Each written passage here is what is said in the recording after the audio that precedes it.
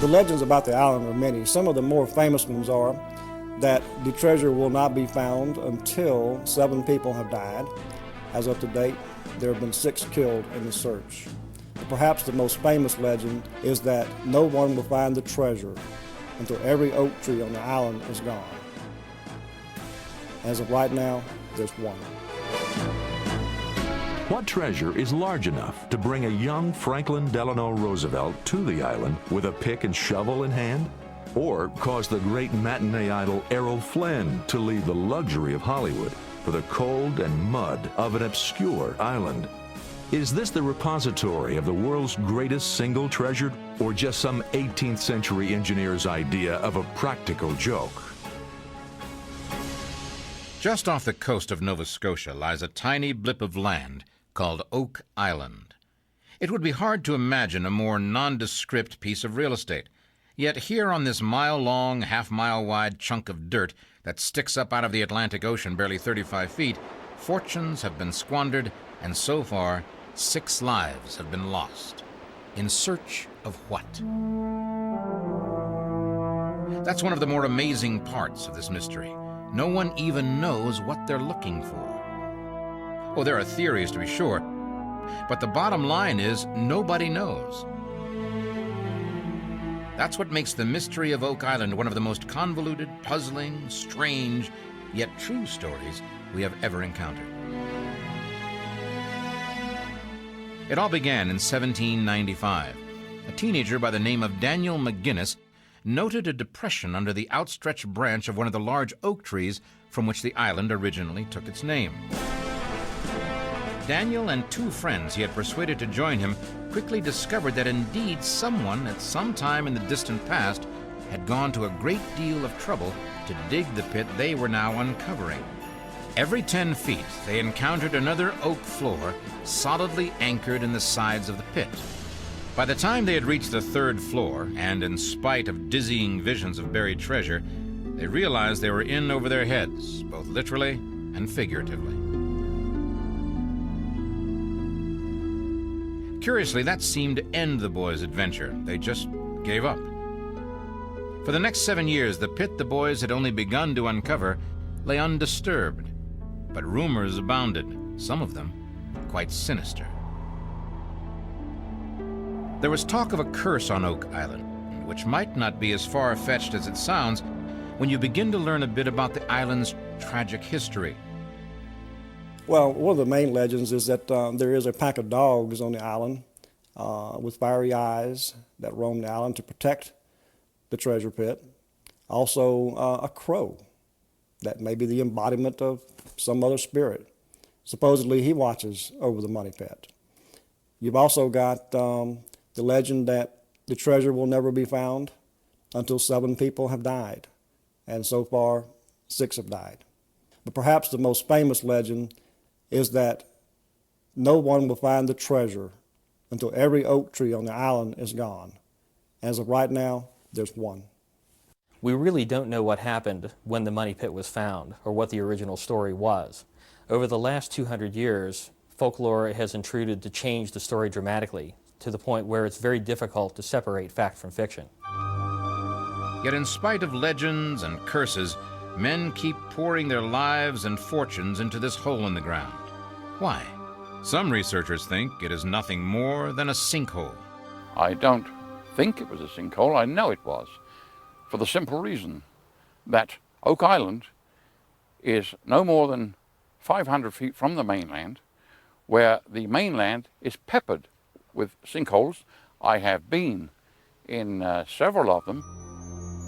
If that's true, it's a sinkhole that has fooled a lot of people. The boys eventually convinced others that there was something of value buried on the island, and in 1803 they returned to the original pit, but as hired hands with the Onslow Company. The Onslow Company brought to the island a full complement of men and equipment, believing they could quickly find whatever treasure there was to be found. The crew began to dig, McGinnis and his 2 friends among them, and amazingly, they continued to find layers of oak logs at each new 10-foot depth. But they also encountered layers of charcoal, putty, and a fibrous material that fired their imagination. it was strands of coconut fiber used by ships to protect valuable cargo.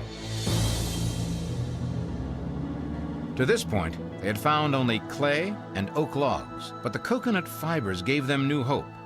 Since there wasn't a coconut tree within 1,500 miles, someone from far distant shores had to have brought it there. Hiram Walker, who was working in the money pit at the time, told his granddaughter that he saw bushels of a substance that was later identified as coconut fiber being taken out of the shaft. Now that was strange, because the nearest coconuts were 1,500 miles away. Here too, at about 90 feet, they uncovered a large flat stone with 2 lines of strange geometric symbols inscribed on it.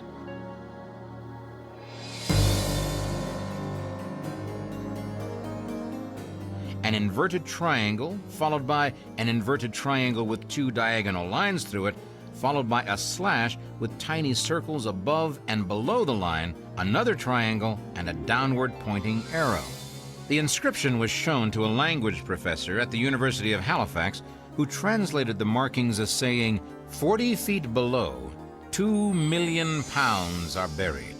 A translation that would be confirmed years later by a reference to Edgar Allan Poe. But that was not the only translation.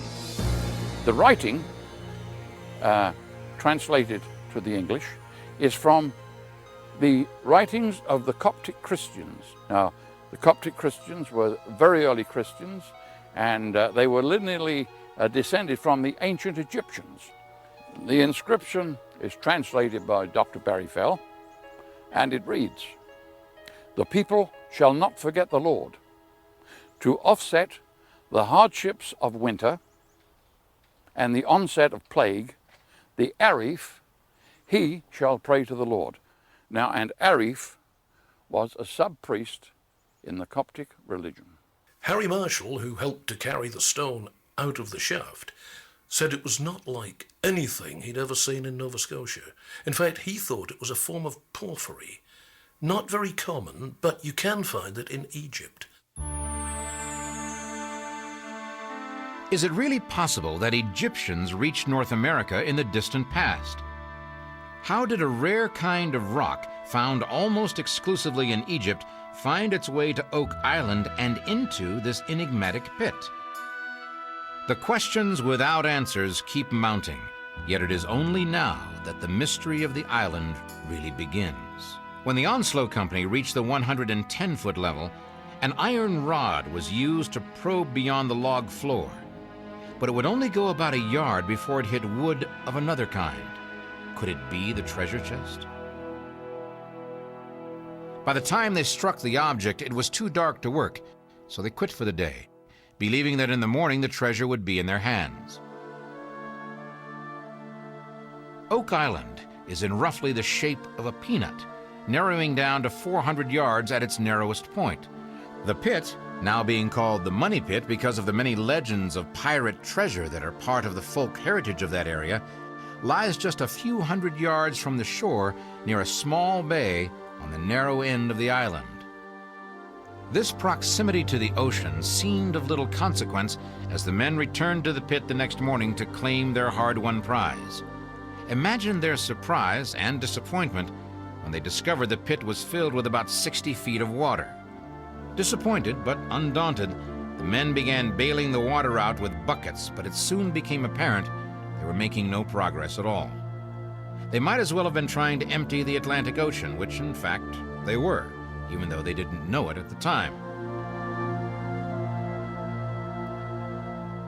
They even tried dropping a heavy-duty pump into the pit, but when they turned it on, it burst before the water even reached the surface. Then someone noticed that the level of water in the pit raised and lowered with the tide.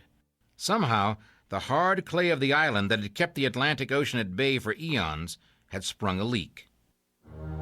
Without knowing it, the Onslow Company, in its efforts to get to the bottom of the puzzle, had broken a very old but very effective hydraulic seal. When they removed the tightly fitted oak platforms, especially the one just below the strange stone with its enigmatic message, some unknown mechanism let in the ocean. Others would later discover that it was planned that way, and with considerable genius. But at this point, the lure of the treasure just seemed to grow as the complexity of the task of obtaining it grew. Surely no one in the 17th or 18th century would go to all this trouble for a few gold doubloons and a box of jewels. Whatever was there must be of immense, perhaps even unmeasurable value.